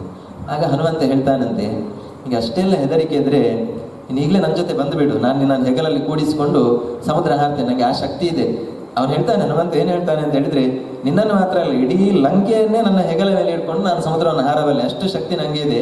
ಅದರಿಂದಾಗಿ ನಿನ್ನನ್ನು ಎತ್ಕೊಂಡು ಹೋಗೋದು ನನಗೆ ಏನು ಕಷ್ಟ ಅಲ್ಲ. ಅದರಿಂದಾಗಿ ಬಾ, ನನ್ನ ಹೆಗಲ ಮೇಲೆ ಕುಳಿತುಕೋ, ನಾನು ನಿನ್ನನ್ನು ಕರ್ಕೊಂಡು ಹೋಗ್ತೇನೆ ಅಂತ ಸೀತೆ ಹತ್ರ ಹೇಳ್ತಾನಂತೆ ಹನುಮಂತ. ಆಗ ಅವಳು ಹೇಳ್ತಾಳಂತೆ, ಇಲ್ಲ, ಖಂಡಿತವಾಗಿ ಆ ರೀತಿ ಬೇಡ. ಯಾಕೆ ಅಂತ ಹೇಳಿದ್ರೆ, ನಾನು ಒಂದು ಹೆಣ್ಣು, ನನಗೆ ಹೆಚ್ಚು ಬಲ ಇಲ್ಲ. ನೀನು ಸಮುದ್ರವನ್ನು ಹಾರಿಕೊಂಡು ಹೋಗುವಾಗಿ ರಾವಣನ ಭೃತ್ಯರೆಲ್ಲ ಸುಮ್ಮನೆ ಕೊಡ್ತಾರೆ. ಅವರೆಲ್ಲ ಬಂದು ನಿನಗೆ ಯುದ್ಧ ಮಾಡಲಿಕ್ಕೆ ನಿನ್ನ ಹಿಂದೆ ಬರ್ತಾರೆ. ನೀನು ಅವರ ಜೊತೆ ಯುದ್ಧ ಮಾಡುವಾಗ ನನ್ನ ಮೇಲೆ ಲಕ್ಷ್ಯ ಕೊಡ್ಲಿಕ್ಕಾಗುದಿಲ್ಲ. ನಾನು ಎಲ್ಲಿಯಾದ್ರೂ ಜಾರಿ ಬಿದ್ದು ಸಮುದ್ರಕ್ಕೆ ಬಿದ್ದರೆ ಅಲ್ಲಿರತಕ್ಕಂತಹ ತಿಮಿಂಗಿಲಗಳೆಲ್ಲ ನಾನು ತಿಂದು ಬಿಡ್ತದೆ. ಆದ್ರಿಂದಾಗಿ ನಾನು ಬರುವುದಿಲ್ಲ. ಇನ್ನೊಂದು ಅವಳು ಕೊಡತಕ್ಕಂತಹ ಕಾರಣ, ನೀನು ವಾಯುವಿನ ಮಗ, ವೇಗವಾಗಿ ಹೋಗ್ತಾ ಇದ್ದೀಯ. ನಿನ್ನ ವೇಗವನ್ನು ಅನುಸರಿಸತಕ್ಕಂತಹ ಸಾಮರ್ಥ್ಯ ನನಗೆ ಇಲ್ಲ. ನೀನು ವೇಗವಾಗಿ ಹೋಗುವಾಗ ನಾನು ಹಾರಿ ಹೋಗಿ ಬಿಡ್ತೇನೆ. ಆದ್ರಿಂದಾಗಿ ನಾನು ನಿನ್ನ ಹಿಂದೆ ಕೂಡುವುದಿಲ್ಲ. ಇನ್ನೊಂದು ಕಾರಣ ಹೇಳ್ತಾಳೆ ಅವಳು, ನಾನು ರಾಮನನ್ನು ಬಿಟ್ಟು ಬೇರೆ ಯಾವ ಪುರುಷನನ್ನು ಕೂಡ ಮುಟ್ಟುವುದಿಲ್ಲ. ಅದರಿಂದಾಗಿ ನಿನ್ನ ಹೆಗಲ ಮೇಲೆ ನಾನು ಕುತ್ಕೊಳ್ಳುವುದಿಲ್ಲ ಅಂತ ಆ ಸೀತೆ ಹನುಮಂತನಿಗೆ ಹೇಳ್ತಾಳೆ. ಆಗ ಹನುಮಂತ ಹೇಳ್ತಾನೆ, ಈ ಮಾತನ್ನು ಕೇಳಿ ನನಗೆ ತುಂಬಾ ಖುಷಿ ಆಯ್ತು. ಉಳಿದ 2 ಕಾರಣಗಳನ್ನು ನಾನು ಹೇಗಾದ್ರೂ ಸರಿ ಮಾಡಿಕೊಳ್ತೇನೆ. ನೀನು ಈಗ ಕೊಟ್ಟ ಕಾರಣ ಉಂಟಲ್ಲ, ರಾಮನನ್ನು ಬಿಟ್ಟು ಬೇರೆ ಯಾರನ್ನು ಕೂಡ ಮುಟ್ಟುವುದಿಲ್ಲ ಅಂತ ಏನು ಕಾರಣ ಹೇಳಿದಿ ನೀನು, ಒಂದು ಪ್ರಾಣ ಹೋಗತಕ್ಕಂತಹ ಸಂದರ್ಭದಲ್ಲಿ ಒಂದು ಹೆಣ್ಣು ನಾನು ಇಲ್ಲೇ ಇದ್ರೆ ರಾವಣ ಕೊಲ್ಲಿಕ್ಕೂ ಸಾಕವಳನ್ನು, ಅಂತಹ ಸಂದರ್ಭದಲ್ಲೂ ನಾನು ರಾಮನನ್ನು ಬಿಟ್ಟು ಬೇರೆ ಯಾರನ್ನು ಮುಟ್ಟುವುದಿಲ್ಲ ಅಂತ ಹೇಳ್ತೀನಿ ಅಂತ ಆದ್ರೆ ಬೇರೆ ಯಾವ ಸ್ತ್ರೀಗೂ ಇಂಥ ಮಾತನ್ನು ಹೇಳ್ತಕ್ಕಂತಹ ಧೈರ್ಯ ಬರಲಿಕ್ಕೆ ಸಾಧ್ಯ ಇಲ್ಲ. ನಿನ್ನಂತಹ ಪತಿವ್ರತೆಗೆ ಮಾತ್ರ ಸಾಧ್ಯ ಅಂತ ಹೇಳಿ ಆ ಸೀತೆ ಹತ್ರ ಹೇಳಿ, ಖಂಡಿತವಾಗಿ ನಾನು ರಾಮನನ್ನು ಕರ್ಕೊಂಡು ಬರ್ತೇನೆ, ನಿನ್ನ ಹೆದರಬೇಡ, ನೀನು ಆರಾಮವಾಗಿ ಇರು ಅಂತ ಹೇಳಿ ಅವಳಿಗೆ ಧೈರ್ಯವನ್ನು ಹೇಳ್ತಾನಂತೆ. ಹೇಳಿ ನಂತರ ರಾವಣನಿಗೆ ಸ್ವಲ್ಪ ತೊಂದರೆಯನ್ನು ಮಾಡಬೇಕು ಅಂತ ಹೇಳಿ, ಆ ಸೀತೆ ಇದ್ದಂತಹ ಕಾಡಿತ್ತು ಅಶೋಕವನ, ಅವಳು ಇರತಕ್ಕಂತಹ ಒಂದು ಮರವನ್ನು ಬಿಟ್ಟು ಉಳಿದ ಎಲ್ಲ ಮರಗಳನ್ನು ಕೂಡ ಪುಡಿ ಪುಡಿ ಮಾಡಿ ಹಾಕಿದಂತೆ. ಒಂದು ಮರನೂ ಉಳಿಲಿಲ್ಲಂತೆ. ಆ ಸೀತೆ ಇದ್ದಂತಹ ಮರ, ಒಂದು ಶಿಂಶಪ ವೃಕ್ಷ ಒಂದು ಬಿಟ್ಟು ಉಳಿದ ಎಲ್ಲ ಮರಗಳನ್ನು ಕೂಡ ಹನುಮಂತ ದೇವರು ಪುಡಿ ಪುಡಿ ಮಾಡಿ ಹಾಕಿದ್ರು. ಇದನ್ನು ಆ ವನವನ್ನು ರಕ್ಷಣೆ ಮಾಡತಕ್ಕಂತಹ ರಾಕ್ಷಸರು ಹೋಗಿ ರಾವಣನಿಗೆ ತಿಳಿಸಿದ್ರು. ಆ ರಾವಣ ಏನು ಮಾಡಿದ ಅಂತ ಹೇಳಿದ್ರೆ, ತನ್ನ ಸೇವಕರನ್ನೆಲ್ಲ ಕಳಿಸಿದಂತೆ. ಎಷ್ಟು ಜನ ಹೇಳ್ತಾರೆ, 80 ಕೋಟಿ ಯೂಥಪಂ ಪುರಸ್ಸರಾಷ್ಟ ಕಾಯುತಂ ಅನೇಕ ಹೇತಿ ಸಂಕುಲಂ ಕಪೀಂದ್ರ ಮಾವೃಣೋದ್ಬಲಂ ಅಂತ. 80 ಕೋಟಿ ಸೇನಾಧಿಪತಿಗಳಂತೆ. 80 ಕೋಟಿ ಸೇನಾಧಿಪತಿಯ ಹಿಂದೆ ಬೇಕಾದಷ್ಟು ಆನೆಗಳು, ಕುದುರೆಗಳಲ್ಲಿ ಕೂತವರು, ಆಮೇಲೆ ಪದಾತಿಗಳಲ್ಲಿ ನಡ್ಕೊಂಡು ಯುದ್ಧ ಮಾಡುವವರು ತುಂಬಾ ಬಂದಿರ್ತಾರೆ. ಇಂತಹ 80 ಕೋಟಿ ಸೇನಾಧಿಪತಿಗಳು ಹನುಮಂತನ ಜೊತೆ ಯುದ್ಧ ಮಾಡಲಿಕ್ಕೆ ಬಂದರು. ಹೇಗೆ ಬಂದರು? ಅನೇಕ ಹೇತಿ ಸಂಕುಲಂ. ಹೇತಿ ಅಂದ್ರೆ ಆಯುಧ ಅಂತ ಅರ್ಥ. ನಾನಾ ವಿಧವಾದ ಆಯುಧ, ಬಿಲ್ಲು, ಬಾಣ, ಕತ್ತಿ ಎಲ್ಲ ಹಿಡ್ಕೊಂಡು ಬಂದ್ರಂತೆ. ಹಿಡ್ಕೊಂಡು ಬಂದ್ರೆ ಹನುಮಂತ ದೇವರು ಅವರನ್ನೆಲ್ಲ ಪುಡಿ ಪುಡಿ ಮಾಡಿ ಹಾಕಿದ್ರಂತೆ. ಹೇಗೆ ಪುಡಿ ಪುಡಿ ಮಾಡಿ ಹಾಕಿದ್ರು? ಹನುಮಂತ ದೇವರ ಕೈಯಲ್ಲಿ ಏನಾದ್ರೂ ಆಯುಧ ಇತ್ತಾ ಹೇಳಿದ್ರೆ ಹೇಳ್ತಾರೆ, ಸಮಾವೃತಸ್ತಥಾಯುಧೈ ಸತಾಡಿತಶ್ಚ ತೈರ್ಭೃಶಂ ಚಕಾರ ತಾನ್ ಸಮಸ್ತಶಃ ತಳಪ್ರಹಾರ ಚೂರ್ಣಿತಾನ್. ಕೇವಲ ಅಂಗೈಯಲ್ಲಿ ಕುಟ್ಟಿ ಕುಟ್ಟಿ ಕುಟ್ಟಿ ಪುಡಿ ಮಾಡಿ ಕೊಂದ್ರಂತೆ. ಯಾವ ಆಯುಧನೂ ಕೂಡ ಹೋಗುವಾಗ ಹಿಡ್ಕೊಂಡು ಹೋಗಿಲ್ಲ. ನಾವೆಲ್ಲ ನೋಡ್ತೇವೆ ಹನುಮಂತ ದೇವರು ಗದೆಯನ್ನು ಹಿಡ್ಕೊಂಡು ಹೋದದ್ದು ಅಂತ ಸಮುದ್ರ, ಅದೆಲ್ಲ ಈಗಿನ ಕಲ್ಪನೆ. ಹನುಮಂತ ದೇವರು ಆ ಲಂಕೆಗೆ ಹೋಗುವಾಗ ಗದೆಯನ್ನು ಕೂಡ ಇಟ್ಕೊಂಡು ಹೋಗ್ಲಿಲ್ಲ, ಅವರು ಖಾಲಿ ಕೈಯಲ್ಲಿ ಹೋದದ್ದು, ಗದೆಯನ್ನು ಹಿಡ್ಕೊಂಡು ಹೋಗ್ಲಿಲ್ಲ. ಈಗ ಚಿತ್ರ ಎಲ್ಲ ನೋಡಿದ್ರೆ ನೀವು ಹಾಗೆ ಕಾಣಿಸ್ತದೆ. ಎಲ್ಲಿ ಚಿತ್ರ ನೋಡಿದ್ರೆ ಹನುಮಂತ ದೇವರು ಸಮುದ್ರೋಲ್ಲಂಘನವನ್ನು ಮಾಡುವಾಗ ಗದೆಯನ್ನು ಹಿಡ್ಕೊಂಡಂತಹ ಚಿತ್ರ ಇದೆ. ಆದ್ರೆ ಹನುಮಂತ ದೇವರು ಲಂಕೆಯನ್ನು ಉಲ್ಲಂಘನೆ ಮಾಡುವಾಗ ಗದೆಯನ್ನು ಹಿಡ್ಕೊಂಡು ಅಲ್ಲ, ಸಮುದ್ರವನ್ನು ಉಲ್ಲಂಘನೆ ಮಾಡುವಾಗ ಗದೆಯನ್ನು ಹಿಡ್ಕೊಂಡು ಹೋಗಿಲ್ಲ. ಅವರು ಕೇವಲ ಕೈಯಲ್ಲಿ ಅವರನ್ನೆಲ್ಲರನ್ನು ಕೂಡ ಕೊಂದ್ರು ಅಂತ ವಾಲ್ಮೀಕಿ ಮಹರ್ಷಿಗಳು ಇದನ್ನು ತುಂಬಾ ಚೆನ್ನಾಗಿ ವರ್ಣಿಸ್ತಾರೆ. ಹೇಗೆ ಕೊಂದ? ಒಬ್ಬೊಬ್ಬರನ್ನು ಒಂದೊಂದು ರೀತಿಯಲ್ಲಿ ಕೊಂದ ಹನುಮಂತ ಅಂತ ಹೇಳ್ತಾರೆ ಅವರು. ತಲೇನ ಅಭ್ಯಹನತ್ ಕಾಂಶ್ಚಿತ್, ಕೆಲವರನ್ನು ಕೈಯಲ್ಲಿ ಹೊಡೆದು ಕೊಂದ್ರಂತೆ. ಇನ್ನು ಪದ್ಭ್ಯಾಂ ಕಾಂಶ್ಚಿತ್ ಪರಂತಪಃ, ಕೆಲವರನ್ನು ಕಾಲಿನಿಂದ ತುಳಿದು ಕೊಂದಂತೆ ಹನುಮಂತ. ಇನ್ನು ಮುಷ್ಟಿಭಿಶ್ಚಾಹನತ್ ಕಾಂಶ್ಚಿತ್, ಕೆಲವರನ್ನು ಮುಷ್ಟಿ ಬಿಗಿದು ಮುಷ್ಟಿಯಿಂದ ಹೊಡೆದು ಕೊಂದಂತೆ. ಇನ್ನು ನಖೈ ಕಾಂಶ್ಚಿತ್ ವೆಜಾರಯ, ಉಗುರಿಯಿಂದ ಕೆಲವರನ್ನು ಸೀಳಿ ಬಿಟ್ಟಂತೆ ಹನುಮಂತ. ಇನ್ನು ಪ್ರಮಮ ಥೋರಸ ಕಾಂಶ್ಚಿತ್, ಕೆಲವರಿಗೆ ತನ್ನ ಎದೆಯನ್ನು ಬಡಿದು, ಅವರ ಎದೆ ಅಷ್ಟು ಗಟ್ಟಿ, ಅವರಿಗೆ ವಜ್ರಕಾಯ ಅಂತ ಹೆಸರು ಹನುಮಂತ ದೇವರಿಗೆ. ವಜ್ರದಷ್ಟು ಗಟ್ಟಿ ಅಂತ, ವಜ್ರದಷ್ಟು ಗಟ್ಟಿ ಬೇರೆ ಯಾವ ಕಲ್ಲು ಇಲ್ಲ, ವಜ್ರದಷ್ಟು ಗಟ್ಟಿ. ಅಂತಹ ವಜ್ರಕಾಯರಾದಂತಹ ಹನುಮಂತ ದೇವರು ತನ್ನ ಎದೆಗೆ ಬಡಿದುಕೊಂಡು ರಾಕ್ಷಸರನ್ನು ಕೊಂದ್ರಂತೆ. ಆಮೇಲೆ ಕಾಂಶಿತ್ ಊರುಭ್ಯಾಂ ಅಪರಾನ್ ಕಪಿಹಿ, ತನ್ನ ತೊಡೆಯ ಮೇಲೆ ಹಿಡ್ಕೊಂಡು ತೊಡೆಯಲ್ಲಿ ಮುರಿದು ಕೆಲವರನ್ನು ಕೊಂದ್ರಂತೆ. ಕೊನೆಗೆ ಹೇಳ್ತಾರೆ ವಾಲ್ಮೀಕಿ ಮಹರ್ಷಿಗಳು, ಕೇಚಿತ್ತಸ್ಯ ನಿನಾದೇನ ತತ್ರೈವ ಪತಿತಾಭುವಿ. ಇದೆಲ್ಲ ಏನು ಬೇಡ ಅಂತೆ, ಕೆಲವರು ಹನುಮಂತ ದೇವರ ಶಬ್ದ ಉಂಟಲ್ಲ, ಬಾಯಿಂದ ಬಂದಿರತಕ್ಕಂತಹ ಸಿಂಹನಾದವನ್ನು ಕೇಳಿಯೇ ಪ್ರಾಣ ಬಿಟ್ಬಿಟ್ರಂತೆ. ಅದಕ್ಕೆ ಹೆದರಿ ಅವರ ಎದೆ ಹೊಡೆದು ಸತ್ತು ಹೋದ್ರು ಅಂತ ವಾಲ್ಮೀಕಿ ಮಹರ್ಷಿಗಳು ಹೇಳ್ತಾರೆ. ಅಷ್ಟು ಶಕ್ತಿಶಾಲಿ ಅಂತಹ ಹನುಮಂತ ದೇವರು ಅಷ್ಟೂ ರಾಕ್ಷಸರನ್ನು 80 ಕೋಟಿ ಆ ಸೇನಾಧಿಪತಿಗಳಿರತಕ್ಕಂತಹ ಸೈನ್ಯವನ್ನು ಕ್ಷಣದಲ್ಲಿ ಪುಡಿ ಮಾಡಿ ಹಾಕಿದ್ರು ಹನುಮಂತ ದೇವರು. ಈ ಹನುಮಂತ ದೇವರ ಬಲವನ್ನು ನೋಡಿ ರಾವಣನಿಗೆ ತುಂಬ ತಲೆಬಿಸಿ ಆಯ್ತಂತೆ. ಅದಕ್ಕೆ ಏನು ಮಾಡಿದವನು ಅಂತ ಹೇಳಿದರೆ, ತನ್ನ 7 ಮಂತ್ರಿಗಳು, ಆ 7 ಮಂತ್ರಿಗಳ 7 ಮಕ್ಕಳನ್ನು ಯುದ್ಧಕ್ಕೆ ಕಳಿಸಿದಂತೆ. ಅವರೆಲ್ಲರೂ ಕೂಡ ರುದ್ರದೇವರ ವರ ಇದ್ದವರು, ಭಾರೀ ಶಕ್ತಿ ಇದ್ದವರು. ಅಂಥವರನ್ನು ಕೂಡ ಹನುಮಂತ ದೇವರು ನಿರಾಯಾಸವಾಗಿ ಆಯುಧ ಇಲ್ಲದೇನೆ ಸಂಹರಿಸಿ ಬಿಟ್ರು, ಕೊಂದು ಬಿಟ್ರು ಅಂತ ಹೇಳ್ತಾರೆ. ನಂತರ ಇದೆಲ್ಲ ಆಗಲಿಲ್ಲ ಅಂತ ಹೇಳಿ ಆ ರಾವಣ ತನ್ನ ಮಗನನ್ನು ಕಳಿಸಿದಂತೆ. ಆ ಮಗನ ಹೆಸರು ಅಕ್ಷಕುಮಾರ ಅಂತ ಹೇಳ್ತಾರೆ. ಅನೌಪಮಂ ಹರೇರ್ಬಲಂ ನಿಶಮ್ಯ ರಾಕ್ಷಸಾಧಿಪ ಕುಮಾರಮಕ್ಷಮಾತ್ಮನಃ ಸಮಂ ಸುತಂ ನ್ಯಯೋಜಯತ್. ಸಾಮಾನ್ಯ ವ್ಯಕ್ತಿಯಲ್ಲ ಈ ಅಕ್ಷಕುಮಾರ. ಹೇಳ್ತಾರೆ ಸಮಂ ಸುತಂ, ರಾವಣನಿಗೆ ಎಷ್ಟು ಬಲ ಉಂಟು ಅಷ್ಟೇ ಬಲವುಳ್ಳಂತಹ ವ್ಯಕ್ತಿ ಅಂತೆ ಅವನ ಮಗ ಅಕ್ಷಕುಮಾರ. ಅವನನ್ನು ಯುದ್ಧಕ್ಕೆ ಕಳುಹಿಸಿದ. ಅವನು ಬಂದ ಕೂಡಲೇ ಹನುಮಂತ ದೇವರು ಯೋಚನೆ ಮಾಡಿದ್ರಂತೆ, ರಾವಣನ ಬಲದಲ್ಲಿ 3 ಭಾರಿ ಮುಖ್ಯ ಅಂತೆ. ಯಾರು ಅಂತ ಹೇಳಿದ್ರೆ, ಒಂದು ರಾವಣ, ಇನ್ನೊಂದು ಈ ಅಕ್ಷಕುಮಾರ, ಇನ್ನೊಂದು ರಾವಣನ ಇನ್ನೊಂದು ಮಗ ಇಂದ್ರಜಿತ್ತು ಅಂತ. ಅವನು ಇಲ್ಲೇ ಇನ್ನು ಮುಂದೆ ಬರಲಿಕ್ಕಿದ್ದಾನೆ ಯುದ್ಧಕ್ಕೆ. ಈ 3ರಲ್ಲಿ ಯಾರನ್ನು ಕೊಲ್ಲುವುದು ಅಂತ ಹನುಮಂತ ದೇವರು ಯೋಚನೆ ಮಾಡಿದ್ರಂತೆ. ಯಾರನ್ನಾದರೂ ಒಬ್ಬರನ್ನು ನಾನು ಕೊಲ್ಲಬೇಕು, ರಾವಣನನ್ನು ನಾನು ಕೊಲ್ಲಿಕ್ಕೆ ಆಗುದಿಲ್ಲ. ಯಾಕೆಂದ್ರೆ ರಾಮದೇವರು ಕೊಲ್ಲುವುದು ಅಂತ ಅದು ಹಿಂದೆ ತೀರ್ಮಾನ ಆಗಿ ಹೋಗಿದೆ. ಅದೆಲ್ಲ ಜಯ ವಿಜಯರ ಕಥೆ ಎಲ್ಲ ಹಿಂದೆ ಬಂದಿದೆ. ಅಲ್ಲಿ ನಾನೇ ನಿಮ್ಮನ್ನು ಕೊಲ್ತೇನೆ ಅಂತ ಭಗವಂತ ಹೇಳಿರೋದ್ರಿಂದ ರಾವಣನನ್ನು ನಾನು ಮುಟ್ಲಿಕ್ಕೆ ಆಗುದಿಲ್ಲ, ಅದು ರಾಮನ ಕೆಲಸ. ಇನ್ನು ಇಂದ್ರಜಿತುವನ್ನು ಕೊಲ್ಲುವ ಅಂತ ಹೇಳಿದ್ರೆ, ಇಂದ್ರಜಿತುವನ್ನು ಕೊಲ್ಲಿಕ್ಕೆ ಲಕ್ಷ್ಮಣನೇ ನಿಯುಕ್ತನಾಗಿದ್ದಾನೆ, ಅವನಿಗೆ ಅದಕ್ಕೆಲ್ಲ ಬೇಕಾದ ವ್ಯವಸ್ಥೆ ಎಲ್ಲ ಆಗಿದೆ. ಆದ್ರಿಂದಾಗಿ ನಾನೀಗ ಕೊಲ್ಲಬೇಕು ಅಂತ ಆದರೆ ಈ ಅಕ್ಷಕುಮಾರನನ್ನು ಕೊಲ್ಲಬೇಕು. ಆಗ ನಾನು ಯಾಕೆಂದ್ರೆ ರಾವಣನಷ್ಟೇ ಸಾಮರ್ಥ್ಯವುಳ್ಳವ, ನನ್ನ ಬಲವು ಕೂಡ ಜಗತ್ತಿಗೆ ಗೊತ್ತಾಗ್ತದೆ ಅಂತ ಹೇಳಿ ತೀರ್ಮಾನ ಮಾಡಿ ಹನುಮಂತ ದೇವರು ಅಕ್ಷಕುಮಾರನನ್ನು ನಾನೀಗ ಕೊಲ್ಲಬೇಕು ಅಂತ ತೀರ್ಮಾನ ಮಾಡಿ ಕೊಂದ್ರಂತೆ. ಹೇಗೆ ಕೊಂದ್ರು ಅದನ್ನು ಹೇಳ್ತಾರೆ.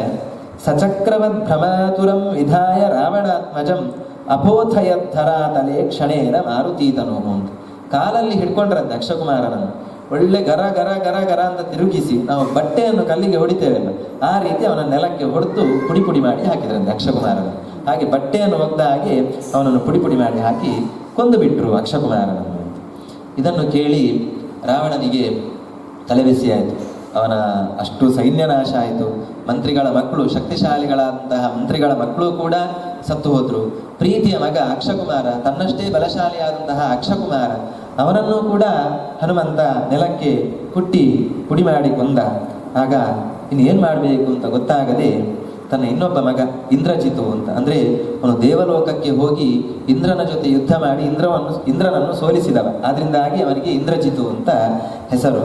ಅಂತಹ ತನ್ನ ಮಗನಾದಂತಹ ಇಂದ್ರಜಿತುವನ್ನು ಆ ಹನುಮಂತನ ಜೊತೆ ಯುದ್ಧಕ್ಕಾಗಿ ರಾವಣ ಕಳುಹಿಸ್ತಾನೆ. ಆ ಬಂದಿರತಕ್ಕಂತಹ ಇಂದ್ರಜಿತು ಅವನು ದೊಡ್ಡ ದೊಡ್ಡ ಅಸ್ತ್ರಗಳನ್ನು ಪ್ರಯೋಗ ಮಾಡ್ತಾನಂತೆ. ಈ ಶಸ್ತ್ರ ಮತ್ತೆ ಅಸ್ತ್ರ ಅಂತ ಅದಕ್ಕೆ 2ಕ್ಕೆ ವ್ಯತ್ಯಾಸ ಇದೆ. ಶಸ್ತ್ರ ಅಂತ ಹೇಳಿದರೆ ಈ ಕತ್ತಿ, ಬಿಲ್ಲು, ಬಾಣ ಎಲ್ಲ ಇದೆಯಲ್ಲ, ಅದರಿಂದ ಹೊಡೆದು ಗಾಯ ಮಾಡಿ ಕೊಲ್ಲುವುದು. ಅಸ್ತ್ರ ಅಂತ ಹೇಳಿದರೆ ಇದು ಮಂತ್ರದ ಸಾಮರ್ಥ್ಯದಿಂದ ಕೆಲಸ ಮಾಡತಕ್ಕಂಥದ್ದು. ನೀವು ಬೇಕಾದರೆ ಆ ಮಂತ್ರದ ಸಿದ್ಧಿ ಇರಬೇಕು ನಿಮಗೆ. ಈ ಮಂತ್ರ ಜಪವನ್ನು ಮಾಡಿ ಆ ದೇವತೆಯನ್ನು ಒಲಿಸಿಕೊಂಡಿರಬೇಕು. ಬೇಕಾದಷ್ಟು ಅಸ್ತ್ರಗಳಿದೆ. ಆಗ್ನೇಯಾಸ್ತ್ರ, ವಾರುಣಾಸ್ತ್ರ, ಅದು ಅಗ್ನಿಯನ್ನು ಒಲಿಸಿಕೊಂಡು ಅದು ಆಗ್ನೇಯಾಸ್ತ್ರ. ವಾಯುವನ್ನು ಒಲಿಸಿಕೊಂಡ್ರೆ ಅದು ವಾಯುವಾಸ್ತ್ರ. ಅಂದರೆ ಅವರ ಮಂತ್ರವನ್ನು ಜಪ ಮಾಡಿ ಅವರನ್ನು ಒಲಿಸಿಕೊಂಡು ನೀವು ಕೈಯಲ್ಲಿ ಏನು ಇಟ್ಕೊಂಡ್ರೂ ಸಾಕು, ಒಂದು ಹುಲ್ಲು ಕಡ್ಡಿ ಇಟ್ಕೊಂಡ್ರೂ ಸಾಕು, ಅದಕ್ಕೆ ಆ ಮಂತ್ರವನ್ನು ಅಭಿಮಂತ್ರಣೆ ಮಾಡಿ ನೀವು ಪ್ರಯೋಗ ಮಾಡಿದ್ರಿ ಅಂತ ಆದರೆ ಆ ಹುಲ್ಲು ಕಡ್ಡಿ ಹೋಗಿ ಅವನನ್ನು ಸುಟ್ಟು ಬಿಡ್ತದೆ. ಅಂತಹ ಒಂದು ಸಾಮರ್ಥ್ಯ ಅಸ್ತ್ರಕ್ಕೆ ಇದೆ. ಅದಕ್ಕೆ ಅಸ್ತ್ರ ಅಂತ ಹೆಸರು.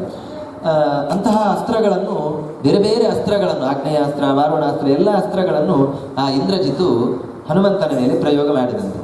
ಆ ಯಾವ ಅಸ್ತ್ರಗಳು ಕೂಡ ಹನುಮಂತ ದೇವರಿಗೆ ಏನು ತೊಂದರೆಯನ್ನು ಕೂಡ ಮಾಡಲಿಲ್ಲ. ಯಾಕೆಂತ ಹೇಳಿದರೆ ಎಲ್ಲ ದೇವತೆಗಳಲ್ಲಿ ಕೂಡ ಶ್ರೇಷ್ಠರಾದವರು ವಾಯುದೇವರು. ಆ ವಾಯುದೇವರ ಅವತಾರಭೂತರಾದವರು ಹನುಮಂತ ದೇವರು. ಆದ್ದರಿಂದಾಗಿ ಅವರಿಗೆ ಆ ಅಸ್ತ್ರಗಳೆಲ್ಲ ಏನೂ ಮಾಡಲಿಲ್ಲ. ಆ ಅಸ್ತ್ರ ದೇವತೆಗಳೆಲ್ಲ ಬಂದು ಹನುಮಂತ ದೇವರಿಗೆ ನಮಸ್ಕಾರ ಮಾಡಿ ಹೋಗಿಬಿಟ್ಟಂತೆ, ಏನೂ ತೊಂದರೆಯನ್ನು ಮಾಡಲಿಲ್ಲ. ಈ ರೀತಿ ಆ ಅಸ್ತ್ರಗಳೆಲ್ಲ ವ್ಯರ್ಥ ಆದಾಗ ಅವನು ಕೊನೆಗೆ ಯೋಚನೆ ಮಾಡ್ತಾನಂತೆ, ಇನ್ನು ಉಳಿದದ್ದು ಒಂದೇ ಅಸ್ತ್ರ, ದೊಡ್ಡ ಅಸ್ತ್ರ. ಅದು ಯಾವುದು ಅಂತ ಹೇಳಿದ್ರೆ ಬ್ರಹ್ಮಾಸ್ತ್ರ. ಅದು ಬ್ರಹ್ಮದೇವತಾಕವಾದಂತಹ ಅಸ್ತ್ರ. ಆ ಬ್ರಹ್ಮಾಸ್ತ್ರವನ್ನು ವಾಯುದೇವರ ಮೇಲೆ ಪ್ರಯೋಗ ಮಾಡ್ತಾರಂತೆ. ಪ್ರಯೋಗ ಮಾಡಿದಾಗ ಆಗ ಹನುಮಂತ ದೇವರು ಯೋಚನೆ ಮಾಡ್ತಾರಂತೆ, ಈ ನಮ್ಮ ನಿಯಮ ಹೇಗೆ ಅಂತ ಹೇಳಿದರೆ ವಾಯುದೇವರು ಮತ್ತು ಬ್ರಹ್ಮದೇವರು ಒಂದೇ ಕಕ್ಷೆಯವರು, ಅಂದರೆ ಅವರಲ್ಲಿ ವ್ಯತ್ಯಾಸ ಇಲ್ಲ. ಈಗೇನು ವಾಯುದೇವರಿದ್ದಾರೆ ಅವರೇ ಮುಂದಿನ ಕಲ್ಪದಲ್ಲಿ ಬ್ರಹ್ಮದೇವರಾಗುವುದು ಅಂತ. ವಾಯುದೇವರಿಗೂ ಬ್ರಹ್ಮದೇವರಿಗೂ ತುಂಬ ವ್ಯತ್ಯಾಸ ಇಲ್ಲ, ಅವರು ಶಕ್ತಿಯಲ್ಲಿ ಸಮಾನರು ಅಂತ. ನಿಜವಾಗಿ ಆದರೆ ಬ್ರಹ್ಮಾಸ್ತ್ರವನ್ನು ಪ್ರಯೋಗ ಮಾಡಿದಾಗ ಅದನ್ನೂ ಕೂಡ ವ್ಯರ್ಥ ಮಾಡತಕ್ಕಂತಹ ಸಾಮರ್ಥ್ಯ ಹನುಮಂತ ದೇವರಿಗೆ ಇದೆ. ಆದರೆ ಅವರು ಇಲ್ಲಿ ಆ ರೀತಿ ಮಾಡಲಿಲ್ಲ ಅಂತ ಹೇಳ್ತಾರೆ. ಯಾಕೆ? ಅವರು ತುಂಬ ಯೋಚನೆ ಮಾಡಿದ್ರಂತೆ ಹನುಮಂತ ದೇವರು. ಹೇಳ್ತಾರೆ, ಮಯಾ ವರ ವಿಲಂಘಿತ ಹ್ಯನೇಕಶ ಸ್ವಯಂಭುವ ಸಮಾನನೀಯ ಏವ ಮೇ ತಥೋತ್ರ ಮಾನಯಾಮ್ಯಹಂ ಇಮೇ ಚ ಕುರ್ಯುರತ್ರ ಕಿಂ ಪ್ರಹೃಷ್ಟ ರಕ್ಷಸಾಂಗಣಾಃ ಇತೀಹ ಲಕ್ಷ್ಯಮೇವ ಮೇ ಸರಾವಣಶ್ಚ ದೃಶ್ಯತೆ. ಹನುಮಂತನಿಗೆ ಏನಾಗಿದೆ ಅಂತ ಹೇಳಿದರೆ, ಈಗ ನಾನು ರಾವಣನನ್ನು ನೋಡಬೇಕು. ರಾವಣನನ್ನು ನೋಡಬೇಕಾದ್ರೆ ನಾನೇ ಹೋಗುವುದಕ್ಕಿಂತ ಇವರೇ ಕರ್ಕೊಂಡು ಹೋದರೆ ಒಳ್ಳೆಯದು. ಆದ್ದರಿಂದಾಗಿ ಇವರು ಒಂದು ಅಸ್ತ್ರಕ್ಕೆ, ಬೇರೆ ಯಾವುದಾದ್ರೂ ಅಸ್ತ್ರಕ್ಕೆ ಸಿಕ್ಕಿಬಿದ್ದೆ ಅಂತ ಆದರೆ ಅದು ನನಗೆ ಅವಮಾನ. ಯಾಕೆಂದರೆ ಅವರೆಲ್ಲರೂ ಕೂಡ ನನಗಿಂತ ಸಣ್ಣವರು. ಅವರ ಅಸ್ತ್ರಕ್ಕೆ ನಾನು ಸಿಕ್ಕಿಬಿದ್ದೆ ಅಂತ ಆದರೆ, ಅಯ್ಯೋ ಹನುಮಂತ ದೇವರು ಅಗ್ನಿ ಅಸ್ತ್ರಕ್ಕೆ ಸಿಕ್ಕಿಬಿದ್ರು, ಹನುಮಂತ ದೇವರಿಗೆ ಅಷ್ಟು ಶಕ್ತಿ ಇಲ್ವಾ ಅಂತ ಅವರಿಗೆ ಅವಮಾನ ಆಗತಕ್ಕಂತಹ ಒಂದು ಸಂದರ್ಭ. ಆದ್ದರಿಂದಾಗಿ ಬ್ರಹ್ಮದೇವರ ಅಸ್ತ್ರಕ್ಕೆ ಸಿಕ್ಕಿಬಿದ್ದರೆ ಅಂತಹ ಸಮಸ್ಯೆ ಇಲ್ಲ ಅವರಿಗೆ. ಯಾಕೆಂದರೆ ಬ್ರಹ್ಮದೇವರು ವಾಯುದೇವರಿಗೆ ಸಮಾನರಾದವರು. ಆದ್ದರಿಂದಾಗಿ ಆ ಬ್ರಹ್ಮದೇವರ ಅಸ್ತ್ರಕ್ಕೆ ಸಿಕ್ಕಿಬಿದ್ದ ಹಾಗೆ ನಟಿಸಿದ್ರಂತೆ ಹನುಮಂತ ದೇವರು. ಆದರೆ ಏನಾಯಿತು ಅಂತ ಹೇಳಿದರೆ, ಹೇಳ್ತಾರೆ, ಹನುಮಂತ ದೇವರು ಬ್ರಹ್ಮಾಸ್ತ್ರಕ್ಕೆ ಸಿಕ್ಕಿಬಿದ್ದ ಹಾಗೆ ನಟಿಸಿದ್ರೂ ಕೂಡ ಆ ಇಂದ್ರಜಿತುವಿಗೆ ಧೈರ್ಯ ಇರಲಿಲ್ಲ ಅಂತ. ಅವನೇನು ಮಾಡಿದ ಅಂತ ಹೇಳಿದರೆ, ಈ ಬ್ರಹ್ಮಾಸ್ತ್ರದಿಂದ ಕೂಡ ಇವನು ತಪ್ಪಿಸ್ಕೊಳ್ಬೋದು ಅಂತ ಹೇಳಿ ಯಾವುದೋ ದೊಡ್ಡ ಹಗ್ಗವನ್ನು ಕಟ್ಟಿ ಹನುಮಂತನನ್ನು ಬಂಧಿಸಿದಂತೆ, ಬೇರೆ ಹಗ್ಗದಿಂದ ಬಂಧಿಸಿ ಬಿಟ್ಟಂತೆ. ಆಗ ಏನಾಯಿತು ಅಂತ ಹೇಳಿದರೆ, ಹೇಳ್ತಾರೆ, ಬ್ರಹ್ಮಾಸ್ತ್ರಕ್ಕೆ ಅವಮಾನ ಆಯ್ತಂತೆ. ನೋಡಿ, ಒಂದು ದೊಡ್ಡ ವ್ಯಕ್ತಿ ಇರ್ತಾರೆ, ಅವರ ಎದುರಿಗೆ ನೀವು ಸಣ್ಣವರನ್ನು ಮೇಲೆ ಇಡಲಿಕ್ಕೆ ಶುರು ಮಾಡಿದ್ರಿ ಅಂತ ಆದರೆ ಹಾಗೇನಾಗ್ತದೆ, ದೊಡ್ಡ ವ್ಯಕ್ತಿ ಅವನಿಗೆ ಅವಮಾನ ಆಗಿ ಎದ್ದುಕೊಂಡು ಹೋಗ್ತಾನೆ. ಬ್ರಹ್ಮಾಸ್ತ್ರ ಅಂತ ಹೇಳಿದ್ರೆ ಬ್ರಹ್ಮದೇವರಿಂದ ಅಭಿಮನ್ಯವಾದಂತಹ ಒಂದು ಅಸ್ತ್ರ. ಅದು ಬ್ರಹ್ಮದೇವರಿಂದ ಅಭಿಮನ್ಯವಾದ ಅಸ್ತ್ರದಿಂದ ಕಟ್ಟಿರುವಾಗ ನೀವು ಯಾವುದೋ ಒಂದು ಹಗ್ಗವನ್ನು ತಂದು ಕಟ್ಟಿದ್ರಿ ಅಂತ ಆದರೆ ಅಸ್ತ್ರಕ್ಕೆ ಎಷ್ಟು ಅವಮಾನ ಆಗ್ಬೋದು. ಆ ಅಸ್ತ್ರ ಎದ್ದುಕೊಂಡು ಹೋಗಿಬಿಟ್ಟಿದಂತೆ ಅವಮಾನ.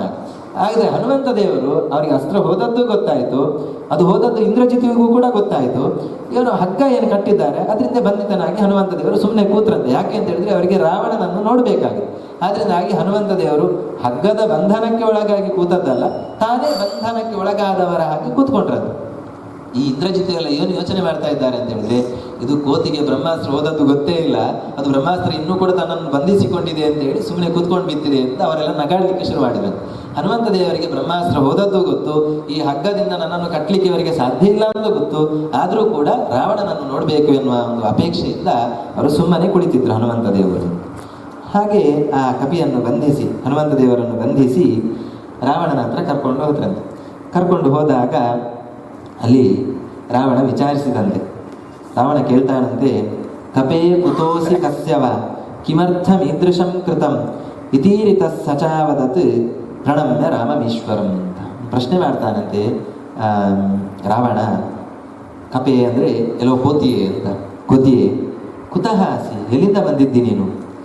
ಯಾರು ನಿನ್ನನ್ನು ಕಳಿಸಿದ್ದಾರೆ? ಮತ್ತು ಈ ರೀತಿ ಎಲ್ಲ ಯಾಕೆ ಮಾಡಿದೆ? ನಾನು ಇಷ್ಟು ಒಳ್ಳೆಯ ಕಾಡು, ಎಷ್ಟು ಚೆನ್ನಾಗಿತ್ತು, ಹೂ ಹಣ್ಣುಗಳೆಲ್ಲ ಸಮೃದ್ಧವಾಗಿತ್ತು, ಅಂತಹ ಕಾಡನ್ನು ಯಾಕೆ ನಾಶ ಮಾಡಿದೆ ಅಂತ ರಾವಣ ಕಣ್ಣು ಕೆಂಪು ಮಾಡಿ ಕೋಪದಿಂದ ಕೇಳ್ತಾನಂತೆ ಹನುಮಂತನ ಹತ್ರ. ಆಗ ಹನುಮಂತ ಹೇಳ್ತಾರೆ ಇಲ್ಲಿ, ಪ್ರಣಮ್ಯ ರಾಮಮೀಶ್ವರಂ, ಉತ್ತರ ಕೊಡುವಾಗಲೂ ಕೂಡ ರಾಮನಿಗೆ ನಮಸ್ಕಾರ ಮಾಡಿ ಉತ್ತರ ಕೊಡ್ತಾರಂತೆ ಹನುಮಂತರು. ಎಲ್ಲ ನೀವು ಹಾಗೆ ಹೇಳಿದ್ರಿ, ರಾಮಾಯ ಶಾಶ್ವತ ಸುವಿಸ್ತೃತ ಷಡ್ಗುಣಾಯ. ಸಮುದ್ರವನ್ನು ಉಲ್ಲಂಘನೆ ಮಾಡಲಿಕ್ಕೆ ಪ್ರಾರಂಭ ಮಾಡುವಾಗಲೂ ಕೂಡ ರಾಮದೇವರಿಗೆ ನಮಸ್ಕಾರ, ಕ್ಷಣ ಕ್ಷಣವೂ ಕೂಡ ರಾಮದೇವರಿಗೆ ನಮಸ್ಕಾರ. ಯಾವ ಕೆಲಸ ಮಾಡಬೇಕಾದರೂ ಕೂಡ ರಾಮದೇವರಿಗೆ ನಮಸ್ಕಾರ ಮಾಡಿಯೇ, ರಾಮದೇವರ ಹತ್ರ ಕೇಳಿಯೇ ಕೆಲಸವನ್ನು ಮಾಡತಕ್ಕಂಥದ್ದು. ಆ ರೀತಿ ಹನುಮಂತ ದೇವರು ರಾವಣನಿಗೆ ಉತ್ತರವನ್ನು ಕೊಡುವಾಗಲೂ ಕೂಡ ರಾವಣನಿಗೆ ಉತ್ತರವನ್ನು ಕೊಡುವಾಗಲೂ ಕೂಡ ನಮಸ್ಕಾರವನ್ನು ಮಾಡಿ ಉತ್ತರ ಕೊಡ್ತಾರಂತೆ. ಅವೈಹಿ ದೂತಮಾಗತಂ ದುರಂತ ವಿಕ್ರಮಸ್ಯ ಮಾಂ ರಘುತ್ತಮಸ್ಯ ಮಾರುತಿಂ ಕುಲಕ್ಷಯೇ ತವೇಶ್ವರಂ. ನೋಡಿ, ಅಷ್ಟು ದೊಡ್ಡ ರಾಕ್ಷಸ, ಅವನ ಎದುರಿಗೆ ಯಾರೂ ಇಲ್ಲ ಇವನ ಜೊತೆಗೆ. ಅವನ ಜೊತೆ ಬೇಕಾದಷ್ಟು ಸೈನ್ಯ ಎಲ್ಲ ಇದೆ, ಮಂತ್ರಿಗಳು, ದೊಡ್ಡ ದೊಡ್ಡ ಆಯುಧವನ್ನು ಹಿಡಿದವರು ಎಲ್ಲರೂ ಕೂಡ ರಾವಣನ ಹಿಂದೆ ಇದ್ದಾರೆ. ಅವರ ಎದುರಿಗೆ ಹನುಮಂತ ಹೇಳ್ತಾನಂತೆ, ನಾನು ಯಾರು ಗೊತ್ತುಂಟ ನಿಮಗೆ? ದುರಂತ ವಿಕ್ರಮಸ್ಯ ದೂತಂ ಅವೈಹಿ. ಯಾರಿಗೆ ಎಷ್ಟು ಶಕ್ತಿ ಉಂಟು ಅಂತ ಪ್ರಪಂಚದಲ್ಲಿ ಯಾರಿಗೂ ಕೂಡ ಅಳಿಲಿಕ್ಕೆ ಸಾಧ್ಯ ಇಲ್ಲವೋ ಅಂತಹ ರಾಮನ ದೂತ ನಾನು ಅಂತ ಹೇಳ್ತಾನೆ. ದುರಂತ ವಿಕ್ರಮ ಅಂತ ಅಂದರೆ ಎಂಡ್ ಅಂತ ಅರ್ಥ. ದುರಂತ ಅಂದರೆ ಎಂಡೇ ಇಲ್ಲದೆ ಇರತಕ್ಕಂತಹ, ಅಂತ್ಯವೇ ಇಲ್ಲರತಕ್ಕಂತಹ, ವಿಕ್ರಮ ಅಂದರೆ ಸಾಮರ್ಥ್ಯ ಉಳ್ಳಂತಹ ರಾಮದೇವರ ದೂತ ನಾನು. ನಾವೆಲ್ಲ ಹೇಗೆ ಅಂತ ಹೇಳಿದರೆ, ಏನಾದರೂ ಒಂಚೂರು ದೊಡ್ಡ ಕೆಲಸ ಮಾಡಿದೆವು ಅಂತಾದರೆ, ಏನೋ ಒಂದಿಷ್ಟು ದೊಡ್ಡ ಬಂಡೆಕಾಲನ್ನು ಎತ್ತಿ ಹಾಕಿದೆವು ಅಂತ ಹೇಳಿದ್ರೆ ನಾನು ಮಾಡಿದೆ ಅಂತ ಕೊಚ್ಚಿಕೊಂಡು ಹೇಳ್ತೇವೆ, ನಾವು ಅಹಂಕಾರದಿಂದ ಹೇಳ್ಕೊಳ್ತೇವೆ. ಹನುಮಂತ ದೇವರು ಲಂಕೆಗೆ ಬಂದದ್ದೇ ದೊಡ್ಡ ಅದ್ಭುತ. ಅಷ್ಟು ದೊಡ್ಡ ಸಾಗರವನ್ನು ದಾಟಿ ಬಂದದ್ದೇ ಅದ್ಭುತ. ಅಲ್ಲಿ ಬಂದ ನಂತರ ಆ ಕಾಡನ್ನು ಪುಡಿ ಮಾಡಿ ಆ ರಾಕ್ಷಸರೆಲ್ಲ ನಾಶ ಮಾಡಿ ಇಷ್ಟು ದೊಡ್ಡ ಕೆಲಸ ಮಾಡಿದ್ರು ಕೂಡ ರಾವಣ ಕೇಳುವಾಗ ಅವರು ನಾನು ಹನುಮಂತ, ನಾನು ಅಂಜನೆಯ ಮಗ, ಈ ತರ ತನ್ನ ಬಗ್ಗೆ ಹೇಳ್ಕೊಳ್ಳೇ ಇಲ್ಲ ಅವನು.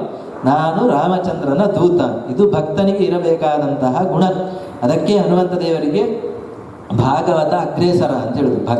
ಭಗವಂತನ ಭಕ್ತರಲ್ಲಿ ಶ್ರೇಷ್ಠರು ಯಾರು ಅಂತ ಪಟ್ಟಿ ಮಾಡುವಾಗ ಮೊದಲನೇ ಹೆಸರು ಹನುಮಂತ ದೇವರದ್ದು ಬರುದು. ಅವರು ಯಾವುದೇ ಕೆಲಸವನ್ನು ಮಾಡಿದರೂ ಕೂಡ ನಾನು ಮಾಡಿದೆ, ನನ್ನಿಂದ ಆಯ್ತು ಅಂತ ಅವರು ಹೇಳುವುದೂ ಇಲ್ಲ, ತಿಳ್ಕೊಳ್ಳುವುದೂ ಇಲ್ಲ. ಅದಕ್ಕೆ ಇದೇ ದೊಡ್ಡ ದೃಷ್ಟಾಂತ.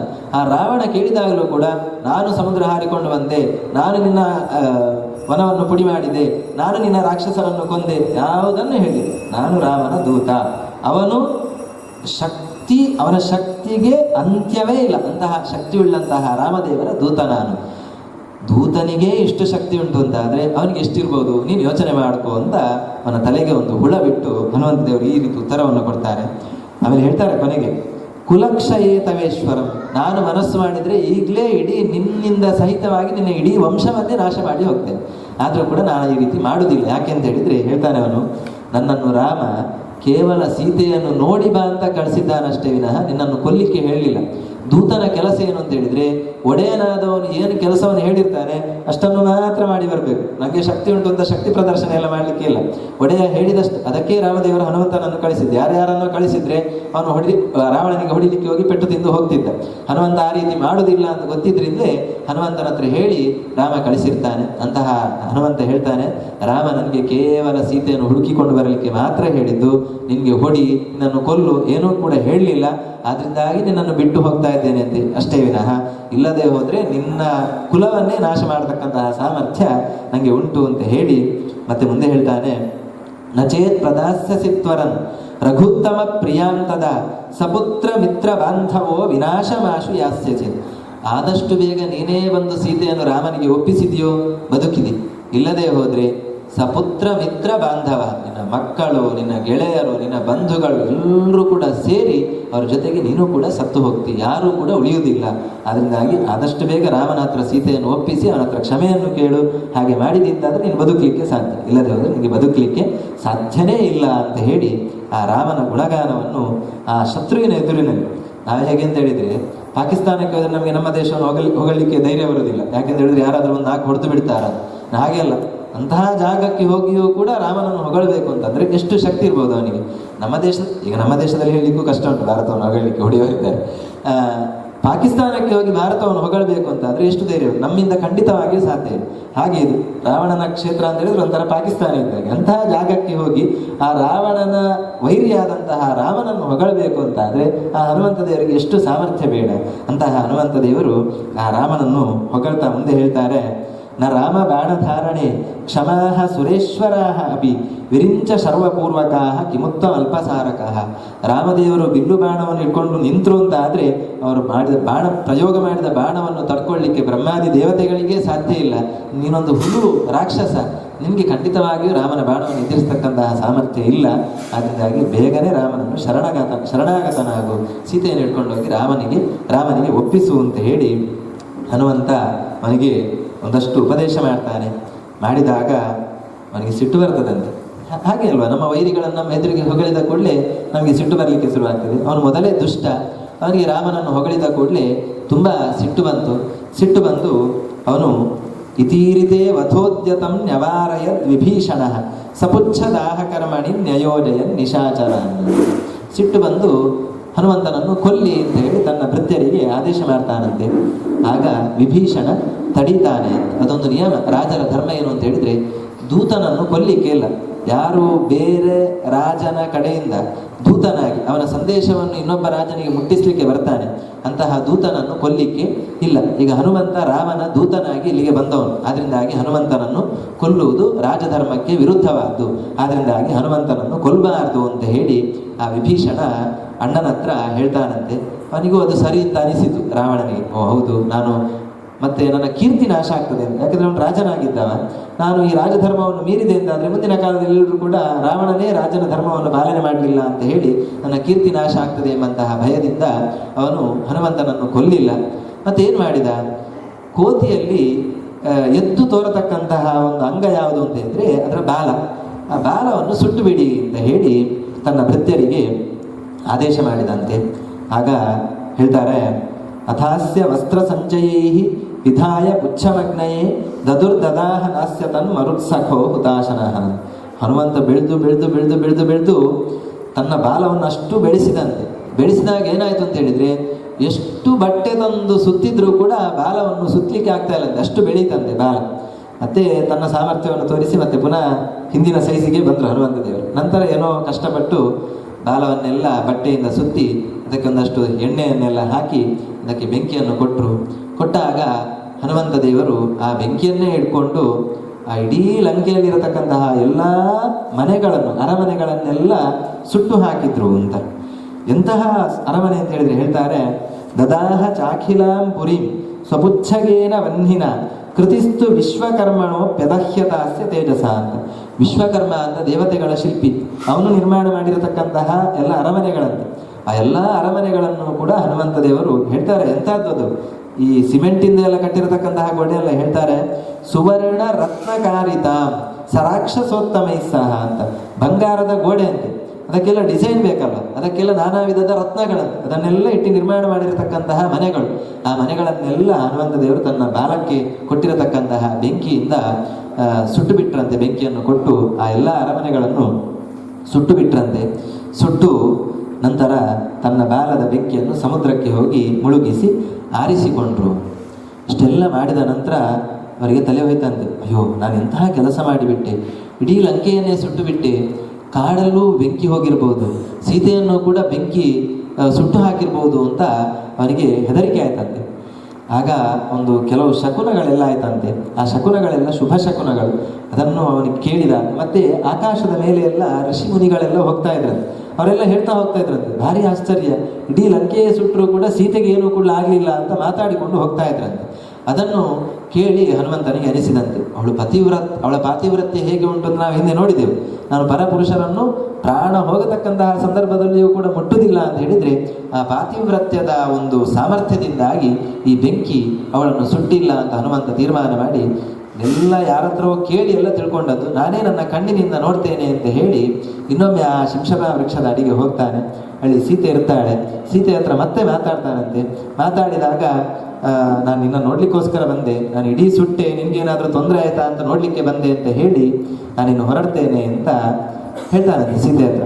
ಅವಳು ಮತ್ತೆ ಪುನಃ ಹೇಳ್ತಾಳಂತೆ, ನನಗೊಂದು ಸಂಶಯ ಇದೆ, ನೀನೇನೋ ಹಾರ್ಕೊಂಡು ಬಂದು ಸಮುದ್ರವನ್ನು, ಆ ರಾಮನಿಗೆ ಈ ಸಮುದ್ರವನ್ನು ಹಾರ್ಕೊಂಡು ಬರಲಿಕ್ಕೆ ಆಗ್ಬೋದಾ?